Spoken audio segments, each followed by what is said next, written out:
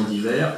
et que donc on propose à toutes les bonnes volontés, et sans idéologie, avec pragmatisme. Sur les questions de démocratie, donc on a quelques propositions pour essayer de la revivifier. Donc on a le référendum d'initiative citoyenne avec un certain nombre de modalités sur lesquelles je ne vais pas m'étendre, autant au niveau national que local.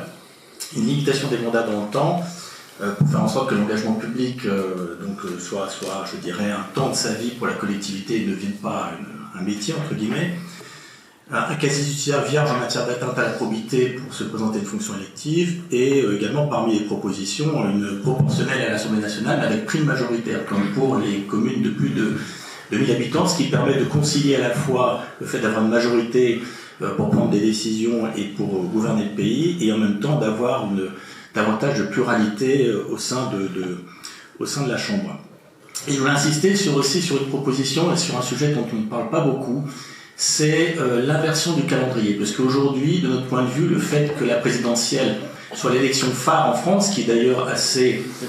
surprenant, enfin, en tout cas assez original par rapport aux autres démocraties, ce qui fait que les partis politiques qui devraient être des laboratoires d'idées qui se présentent aux élections sont de plus en plus des écuries individualités, pour ne pas dire des écuries à égaux. Donc si vous permettez l'expression, c'est un peu le concours de beauté permanent, et ce qui fait que les partis politiques ne bossent plus vraiment, puisque de notre point de vue, l'élection phare devrait être les élections législatives, où, comme c'est le cas dans la plupart des démocraties, eh bien vous avez une majorité sur la base d'un projet qui, je dirais, qui a la main sur le guidon. Donc, et ça relève sous votre contrôle d'une simple loi ordinaire, il me semble, donc d'inverser le calendrier, et imaginer en 2022, si on avait d'abord voté pour les députés, je pense qu'on aurait, entre guillemets, de facto obligé les partis politiques à réfléchir davantage et à mettre sur la table un projet pour la France. Et enfin, juste pour terminer, je voulais juste, si vous me permettez, Monsieur de Courson,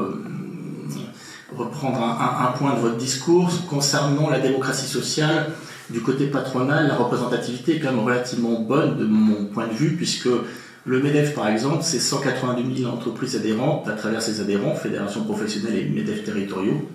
et ça représente 60 à 70% des salariés de France,